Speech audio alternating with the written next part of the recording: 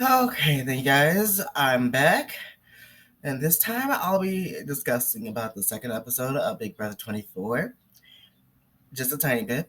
And the other half I'm going to be discussing about is with the situation that's going on with Taylor and the house guest. So let's just start off with the second episode. Let me just say it was a little off. I mean, here's the thing: we have the girls alliance, and then we also have some more alliances going off the topics. And then Daniel actually winning HOH will have to be was trying to actually figure out who's actually gonna be the two nominees. And he actually went ahead and nominated Terrence and Michael. He's saying that Terrence is actually a pawn, while Michael is a threat because he's a super fan.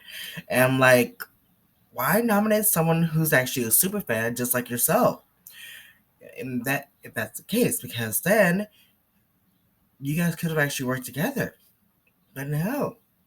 You just have to do that so that you could actually be the only super fan. But he doesn't know that there's actually more than one super fan. And I know who that other, and we all know Brittany's a super fan, and there's probably other folks, other contestants who are also super fans. But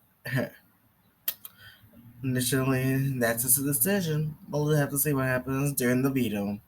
Now, off there, onto the Taylor situation. I don't want to say it, but those contestants need some help. Like, why would you go so low? And as to bullying and microaggressing someone who hasn't done anything wrong. I mean, Taylor, yes, she was actually won the Miss USA pageant in last year, but that was last year. This is this year, a new time for her to actually enjoy life. And she was actually gonna try to compete in the season in hopes to actually make new relationships, play the game, and not actually take and not have and hope.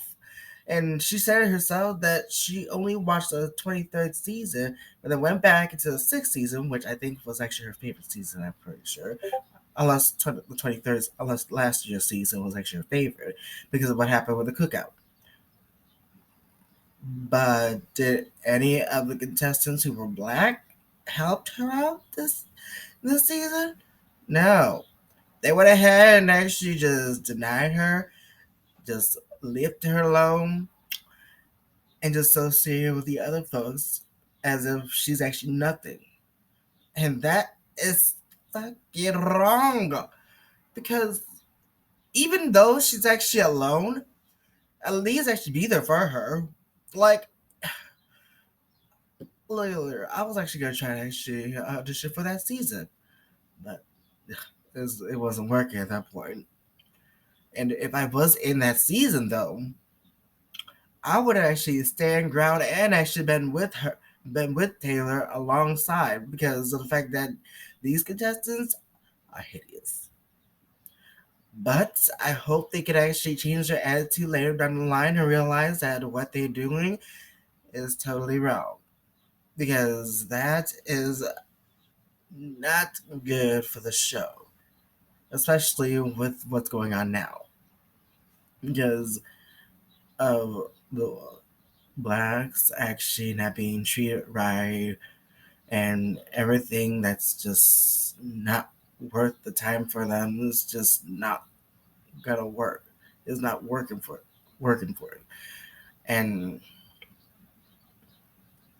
I don't want to feel like Taylor has to be all alone in the house if she doesn't actually have somebody there to comfort her. And with with the girls actually talking shit about her, the guys actually talking shit about her, and even probably her closest allies that she actually felt deeply connected to, in the end backstab her, and that's all because of the life feeds I'm actually been saying. and the tweets. But that is just so wrong. Also, another thing that's also wrong, if I may say, I don't want to actually be mean about it, but I should probably just be mean about it and just say it out loud. Okay, Twitter, you guys need some help. Look here, we all know you actually hate these contestants like a bittersweet moment.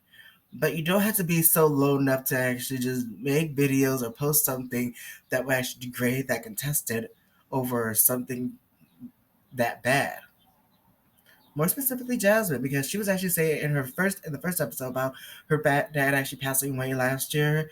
It was saying to her to actually compete in that game, and when she was in the house, she was fine until the second episode.